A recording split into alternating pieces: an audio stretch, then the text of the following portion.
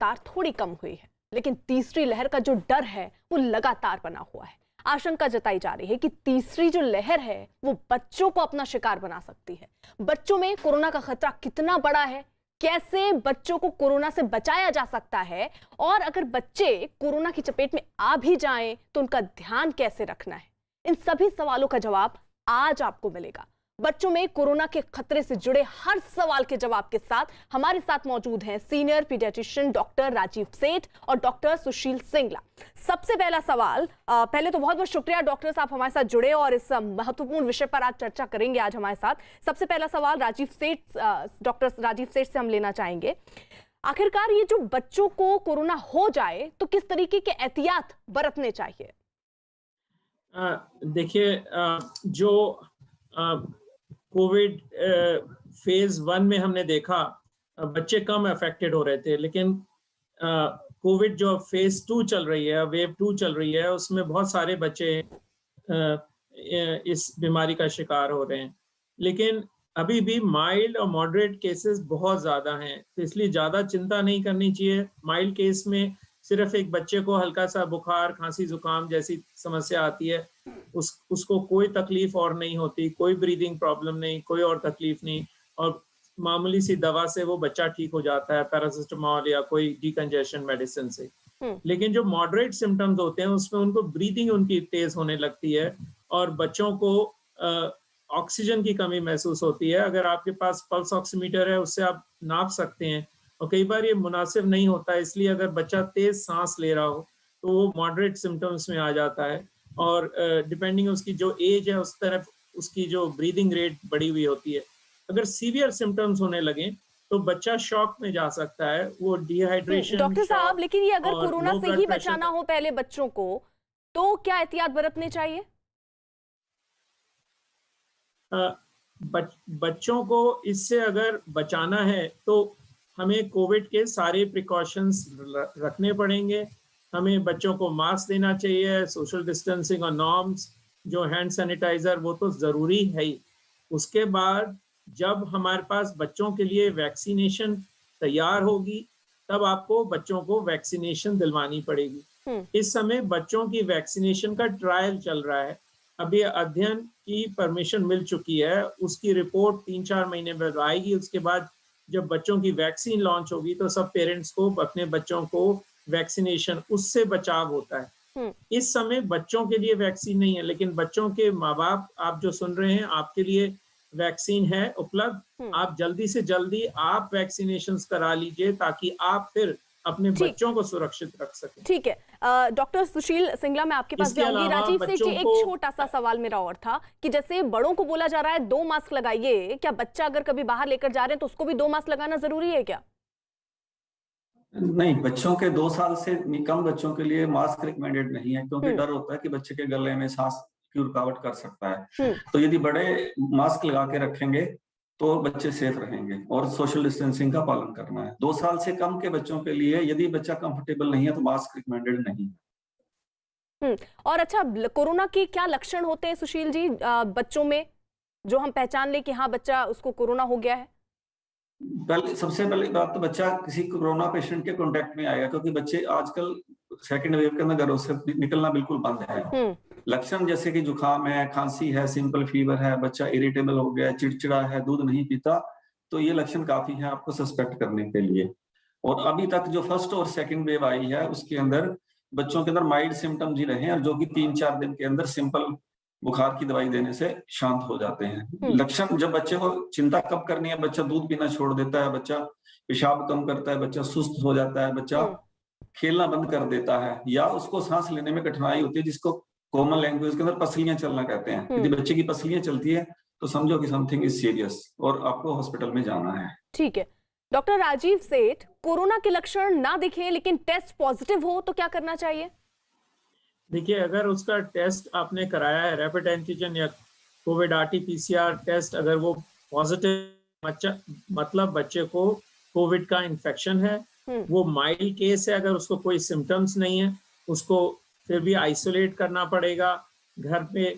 उसको, अगर वो बड़ा बच्चा है 2 साल से बड़ा, तो उसको मास्क, सैनिटाइजेशन और वो सब सारी जो कोविड प्रिकॉशंस रखने पड़ेंगे। और मामूली सी दवा आप उसका डॉक्टर अगर उसे कोई बुखार है या कोई खांसी जुकाम है तो दी जा सकती है। लेकिन अगर वो कोविड पॉजिटिव है, टेस्ट पॉजिटिव है और उसको कोई सिम्टम्स नहीं है तो वो डेफिनेटली माइल्ड कोविड का केस है। ठीक है डॉक्टर सुशील सिंगला, क्या पेट खराब होना भी कोरोना का लक्षण हो सकता है? जी, बच्चों के अंदर खांसी जुकाम के अलावा आजकल 10-20% बच्चे वोमिटिंग और लूज मोशन और फीवर से भी प्रेजेंट कर रहे हैं, जो कि कोरोना के लक्षण है। और हमारे अस्पताल के अंदर ऐसे बच्चे आए भी हैं और ट्रीटमेंट होकर ठीक होकर भी गए हैं।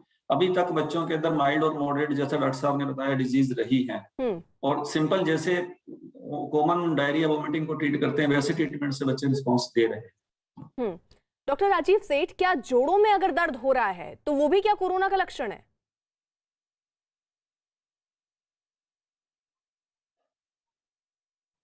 तो शायद उन तक आवाज नहीं पहुंच रही है। सुशील सिंगला हमारे साथ हैं। सर, यही सवाल मेरा आपसे कि क्या जोड़ों में अगर दर्द हो रहा है तो उसको भी कोरोना का लक्षण माने? देखो, छोटे बच्चे, बड़े बड़े बड़े लोग बता सकते हैं जोड़ों में दर्द है, सिर में दर्द है। बच्चे यूजुअली चिड़चिड़े हो जाते हैं या बच्चे चिल्लाने लगते हैं। बच्चों को बताना नहीं आता कि मेरे जोड़ों में दर्द हो रहा है। हाँ, 8-10 साल से बड़े बच्चे बता सकते हैं और ये लक्षण हो सकते हैं। शरीर में थकावट होना, शरीर को अननेसेसरी परेशान होना, फीवर आना, ये लक्षण हो सकते हैं कोरोना के। जोड़ों का दर्द भी होता है, बड़ों में तो कॉमन है।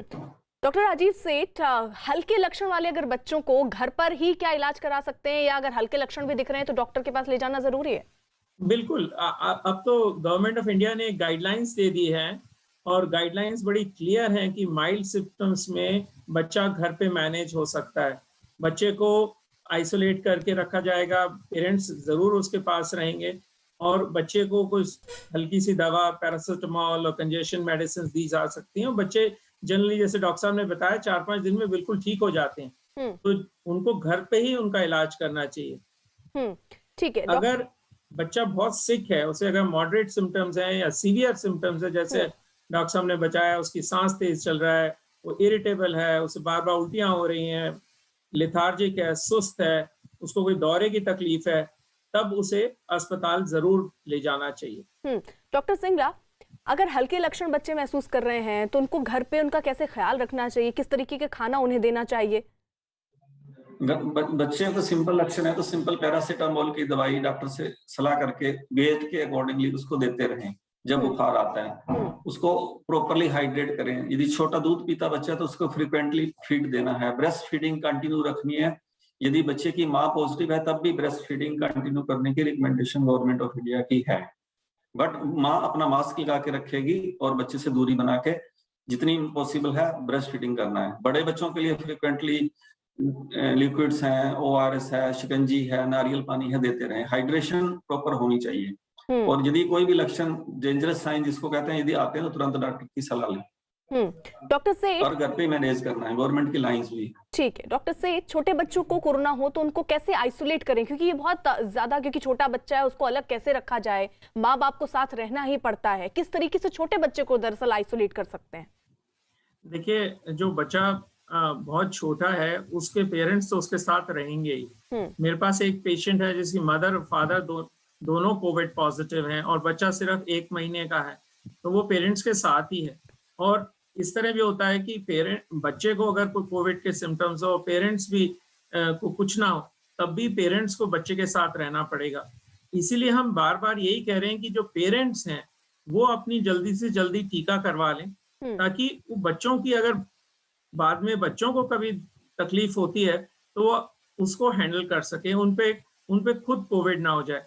ऑब्वियसली पेरेंट्स को मास्क पहनना पड़ेगा, N95 मास्क, हाथ धोने पड़ेंगे, सैनिटाइज करना पड़ेगा और बच्चे के साथ सारे जो प्रिकॉशंस कोविड के लेते हैं वो लेने पड़ेंगे। सिर्फ आपको उनको फ्लूइड ज्यादा देने चाहिए, उनको high nutrition, high protein diet देनी चाहिए, मल्टीविटामिन, या आपके डॉक्टर अगर उसको किसी और बात की, खून की कमी या कुछ और तकलीफ है, तो उसके डॉक्टर्स उसको उसी तरह का ट्रीटमेंट बता सकते हैं। लेकिन कई बच्चे होते हैं जिनको कोमॉर्बिडिटीज होती हैं, जैसे बच्चे अगर वो प्रीमेच्योर रहे हो, लो बर्थ वेट रहे हो, या उनको कोई हार्ट डिजीज रही है, या उनको कोई एस्थमा है, या सीवियर इम्यूनो कॉम्प्रोमाइज है किसी वजह से, तो इसमें हमें हाई इंडेक्स ऑफ सस्पिशन रखना चाहिए। कई बच्चे होते हैं जिनको डेवलपमेंटल डिलेज होती हैं, डिसेबिलिटीज होती हैं, उसमें बहुत ज्यादा ध्यान रखना पड़ेगा कि ये बच्चे जल्दी से जल्दी अपने आप में डिटेरियोरेट ना हो जाएं। उन बच्चों के लिए आपको मॉडरेट सिम्टम्स, जिसमें जो पेरेंट्स देख सकते हैं, अगर सांस तेज ले रहा हो बच्चा और या उसकी ऑक्सीजन की मात्रा 94 से कम हो, तो तुरंत अपने निकटतम डॉक्टर या अपने हॉस्पिटल को संपर्क करना चाहिए। नहीं, सीवियर इसी से जुड़ा सिम्टम्स हुआ बहुत रेयर होते हैं। डॉक्टर सिंगला, इसी से जुड़ा मेरा सवाल था कि क्या बिना लक्षण वाले बच्चे जो हैं, या अगर लक्षण दिख भी रहा है फिर भी, क्या ऑक्सीजन लेवल पर भी नजर रखनी होगी पेरेंट्स को? नजर रखना है, और डिपेंड करता है बच्चे की एज क्या है। जैसे हम लोग यहाँ डिलीवरी करवा रहे हैं कोरोना पॉजिटिव मदर्स की, जो न्यू बोर्न बेबी होते हैं उसको 24 आवर्स तक स्टेबलाइज करने के बाद, उसका सैंपल लेने के बाद मदर के पास ट्रांसफर कर देते हैं उनको। सिमिलरली उनकी ऑक्सीजन यहाँ 24 आवर चेक होती है, और उसके बाद यदि बच्चे में कोई लक्षण नहीं है तो माँ के साथ उसको शिफ्ट कर दिया जाता है। उससे जो बड़े बच्चे रहते हैं, जैसे मानो 1 साल का है, 1 से 5 साल के बच्चे हैं, उनके अंदर लक्षण ऑक्सीजन के इरिटेबिलिटी के आ जाएंगे, बच्चा चिड़चिड़ा हो जाएगा। और फिर भी यदि पॉसिबल हो तो बच्चा सोया हो तो छोटे पल्स ऑक्सीमीटर आते हैं जिससे ऑक्सीजन चेक कर सकते हैं। और यदि ऑक्सीजन सैचुरेशन 95-96% है तो कोई चिंता की बात नहीं है। और सेकेंडली, डे 4-5 पे यदि फीवर परसिस्ट कर रहा है, पेरेंट्स कोरोना पॉजिटिव हैं, तो बच्चे के टेस्ट जो इनिशियल मार्कर्स हैं वो करवा लेनी चाहिए, कोई उसमें नुकसान नहीं है। उससे हम अलर्ट रहेंगे कि बच्चे को आगे क्या होने वाला है। परंतु अभी तक वेव 1 और वेव 2 में माइल्ड और मॉडरेट के अलावा कोई पेशेंट नहीं आए। हमारे पास 2 बच्चे 7 और 8 महीने के सिंपल निमोनिया करके आए थे, जो बाद में कोरोना पॉजिटिव निकले टेस्ट आने के बाद, और वो सिंपल वायरल निमोनिया के ट्रीटमेंट से ठीक होकर चले गए। इसी तरह से 2 न्यू बॉर्न हमारे पास, एक बच्चा 2 दिन का इस समय एडमिट है जो कि 20 दिन का हो गया, 1.2 kg वेट, वेंटिलेटर पे भी रहा है, वो कोरोना पॉजिटिव है, मदर भी पॉजिटिव है। एक बच्चा 20 दिन का डिस्चार्ज होकर कोरोना पॉजिटिव मदर का कोरोना बेबी चला गया है, बट उनके अंदर थोड़ा वेंटिलेशन नॉर्मल बच्चों से ज्यादा प्रोलॉन्ग हुआ है। पर ऐसा नहीं कि बच्चे रिकवर हो रहे हैं, जिनके प्रमाण मेरे पास हैं। ठीक है, ठीक है डॉक्टर सेठ, ठीक है डॉक्टर सेठ, किन बच्चों को कोरोना का खतरा सबसे ज्यादा हो सकता है? मतलब एज भी अगर आप इसमें बताएं कि कौन सा एज, किस एज में बच्चों को ज्यादा खतरा कोरोना से है? जैसे मैंने बताया कि जो बच्चे बहुत छोटे होते हैं, या लो बर्थ वेट होते हैं, या बच्चे अभी बहुत देर आईसीयू में रह के डिस्चार्ज हो रखा हो, या बच्चे इम्यूनो कॉम्प्रोमाइज्ड हो, कोई उनको और अंदर से कोई बीमारी हो, जैसे कि हार्ट डिजीज, उनको एस्थमा हो, या कोई और ऐसी कोई डिसेबिलिटीज हो, डेवलपमेंट डिले हो, जो बच्चा अपने आप बता नहीं पाता हो, तो ऐसी सिचुएशंस में हमें बहुत केयरफुल रहना पड़ेगा। अगर बच्चा को बहुत हाई फीवर होने लगे, बच्चा डिहाइड्रेशन यानी उसके बदन में पानी कमी हो जाए, बार बार उल्टी कर रहा हो, लिथार्जिक हो जाए, या कोई उसको कन्वल्शंस या कोई ऐसी कोई मात्रा में हो, तो बहुत सीरियस मान के उसको फिर अपने डॉक्टर को जरूर दिखाना चाहिए। और उसके बाद अगर उसको दाखिल करने की जरूरत पड़ेगी तो दाखिल भी करना पड़ेगा। लेकिन जनरली माइल्ड सिम्टम्स वाले केसेस ही हमने ज्यादा देखे हैं। जैसे डॉक्टर साहब ने अभी बताया, मॉडरेट सिम्टम्स में ऑक्सीजन की मात्रा थोड़ी सी कम हो रही है, लेकिन वो जनरली 1-2 पेशेंट मेरे पास भी रहे हैं जो निमोनिया था उन्हें और कोविड थे, ऑक्सीजन के बाद वो ठीक हो गए, उनको वेंटिलेटर वगैरह। लेकिन जिस चिल्ड्रंस हॉस्पिटल में मैं काम करता हूँ, वहाँ पे सीवियर केसेस ऑफ कोविड भी हैं, और वो आईसीयू में है, जो एक मल्टी सिस्टमिक इन्फ्लेमेटरी डिजीज कहते हैं, वो सीवियर सिम्टम्स में है, उनके पास पेशेंट्स इस तरह के हैं, लेकिन वो बहुत रेयर हैं, इसलिए सबको घबराना नहीं चाहिए। यानी डॉक्टर सेठ आप ये कह रहे हैं कि जिन बच्चों को अगर थोड़ी भी दिक्कत है, चाहे दिल की बीमारी से जूझ रहे हो, फेफड़े की अगर किसी बीमारी से जूझ रहे हैं, तो उनको ज्यादा खतरा हो सकता है कोरोना का। ठीक है डॉक्टर सिंगला, दिल और फेफड़े की बीमारी से जूझ रहे जो बच्चे हैं, आखिरकार उनको कोरोना से कैसे बचाएं फिर?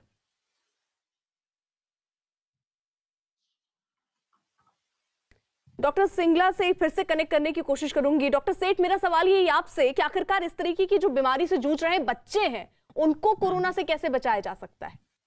नहीं, अल्टीमेटली बचाने के लिए तो सबसे जरूरी, और इस कोविड से के लिए सबसे जरूरी है कि हमारे पास वैक्सीन हो बच्चों के लिए। जब वैक्सीन होगी और बच्चों को वैक्सीन मिलेगी तभी वो बचेंगे। लेकिन उस जब हमारे पास नहीं है, आजकल के टाइम्स में अगर बच्चे 3 साल से बड़े हैं तो उनको मास्क, घर से बाहर ना जाएं, स्कूल में तो वैसे भी नहीं जा रहे हैं बच्चे, हैंड सैनिटाइजेशन और सोशल डिस्टेंसिंग, ये सारी चीजें उन्हें करनी पड़ेंगी। और पेरेंट्स को बच्चों का सबसे बड़ा अच्छा दोस्त बनना पड़ेगा, क्योंकि बच्चे जो हैं generally they enjoy play, meeting other children, going to school, ये सारी चीजें ना होने की वजह से बच्चे बड़े चिड़चिड़े हो रहे हैं। उन्हें उनके अंदर psychosomatic, mental health, emotional issues होते जा रहे हैं। बच्चे कई मैंने देखा है छोटे वैसे हो गए, पेरेंट्स की बात नहीं सुनते हैं। ये चीजें हैं, तो इसमें पेरेंट्स को एक बहुत अच्छी तरह पॉजिटिव करनी, सेफ रखना पड़ेगा पेरेंट्स को। वो सेफ तो बच्चा भी सेफ रहेगा। और पेरेंट्स के लिए बहुत जरूरी, सब पेरेंट्स अपने वैक्सीन जरूर भी मिले उन्हें, जल्दी से जल्दी करवा लें। ठीक है डॉक्टर सिंगला, मेरा अब आपसे ये सवाल कि कौन से लक्षण ऐसे दिखे जिनको दिखने पर पेरेंट्स को बहुत चिंता करनी चाहिए, बच्चों को अस्पताल ले जाना चाहिए तुरंत? जी, अगर शायद डॉक्टर सिंह, बच्चा डिहाइड्रेटेड हो, अगर बच्चे में बदन में की कमी हो जाए, बच्चा सुस्त हो जाए, पेशाब कम करता है, अच्छा इरिटेबल ज्यादा होता है, बच्चे में कोई दौड़ पड़ जाए, बहुत हाई फीवर हो जाए, तो उसको से जल्दी हॉस्पिटल ले जाना चाहिए। डॉक्टर, मेरा एक और छोटा सा इसमें सवाल है, क्योंकि देखिए लोग जो हैं वो तो अपनी इम्यूनिटी बढ़ा रहे हैं, क्योंकि हमने यही एक शब्द सुना है कोरोना टाइम में कि आपको अपनी इम्यूनिटी बढ़ानी है और ये अगर तंदुरुस्त रहा तो आप भी तंदुरुस्त रहेंगे। बच्चों के साथ ऐसा क्या किया जाए कि उनकी इम्यूनिटी बढ़े, क्योंकि इम्यूनिटी अगर उनकी भी ठीक रहती है तो जाहिर तौर पर शायद वो भी ठीक रहेंगे। जी, सबसे ज्यादा बच्चे की न्यूट्रिशन पे है। बच्चा छोटा है, वो पैदा हुआ है तो mother feed, breast feeding is the best. पहले 6 महीने माँ का दूध, 6 महीने बच्चे को वीनिंग करना जरूरी होता है। बच्चे को और चीज सेमी सॉलिड्स हैं, दाल है, चना, अगर आप नॉन वेज है तो नॉन वेज फूड, चिकन या येलो दे सकते हैं, और तरह के फ्रूट्स और वेजिटेबल्स दे सकते हैं। जब बच्चा बड़ा हो जाता है चीजें खाने तो ज्यादा मात्रा में दे सकते हैं। मल्टी की जरूरत होती है बच्चों को खून बढ़ाने के लिए, उसमें भी इम्यूनिटी उनकी बढ़ती है। विटामिन जैसे जिंक, मल्टीविटामिन्स हैं, उससे भी बच्चे की इम्यूनिटी बढ़ती है। तो अगर बच्चे को प्रोटीन्स की, बच्चा वेट गेन कर रहा है तो प्रोटीन के ड्रिंक्स भी आते हैं, लेकिन प्रोटीन बहुत दाल और राजमा और नॉन वेजिटेरियन फूड में पर्याप्त मात्रा मिलता है, तो प्रोटीन डाइट से इम्यूनिटी बढ़ती है। ये सारी से हेल्थ में आप पीडियाट्रिशियन, डॉक्टर्स तो पेरेंट्स को कल की बीमारी जरूर, इसका जरूर ख्याल रखना चाहिए कि बच्चे पढ़ें। डॉक्टर सेठ, आपकी आवाज़ तो देखिए बहुत क्लियर नहीं आई, हम लोग फिर से कोशिश कर रहे हैं कि सही से आपकी आवाज़ आ पाए वो करने की, लेकिन जो बात आपने कही वो बहुत ज़रूरी है कि बच्चों को पर्याप्त मात्रा में सारे विटामिन मिले, प्रोटीन मिले, इसका ख्याल माँ बाप को रखना होगा। अब एक सवाल मेरा आपसे डॉक्टर सेठ कि बच्चों के लिए वैक्सीन की उम्मीद हम कब तक रख सकते हैं, कब तक उनकी वैक्सीन आ सकती है? देखिए, वैक्सीनेशंस की तो ट्रायल शुरू हुई हैं, तो 3 से 4 महीने लगेंगे, थोड़ा सा डिटेलाइज होता है, तो अगर इन्हें भी लेके इस ईयर के जानी चाहिए। और जो बाहर देशों में 2 वैक्सीन हैं, जो वैक्सीन फाइजर और मॉडर्ना, बाहर की कंट्रीज में जहाँ वो है, बच्चों के लिए जो 10 से 15 साल के बच्चों के लिए ये ठीक, माफ कीजिए डॉक्टर सेठ, मैं आपको रोक रही हूँ क्योंकि आपकी आवाज जो है वो बहुत ठीक से नहीं आ रही है। एक बार फिर से उसको ठीक कराने की कोशिश हम कर रहे हैं। इस बीच डॉक्टर सिंगला हैं साथ। डॉक्टर सिंगला, जरा जल्दी से ये आप पहले बता दीजिए, क्योंकि मुझे नहीं लग रहा कि बहुत क्लियर इनकी आवाज आई और हम ये समझ पाए कि बच्चों को वैक्सीन कब तक आ सकती है, ये उम्मीद जताई जाए। आपको क्या लग रहा है कब तक बच्चों की वैक्सीन आ जाएगी?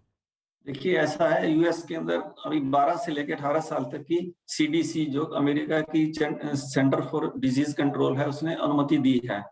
और अपने इंडिया में भी 18 साल से कम के नीचे की ट्रायल के लिए परमिशन हो चुकी है। तो may be by December and हमें वैक्सीन मिलने की उम्मीद है। और यूएस के अंदर 6 मंथ से लेकर 11 ईयर्स बच्चों की क्लिनिकल ट्रायल भी शुरू हो चुके हैं।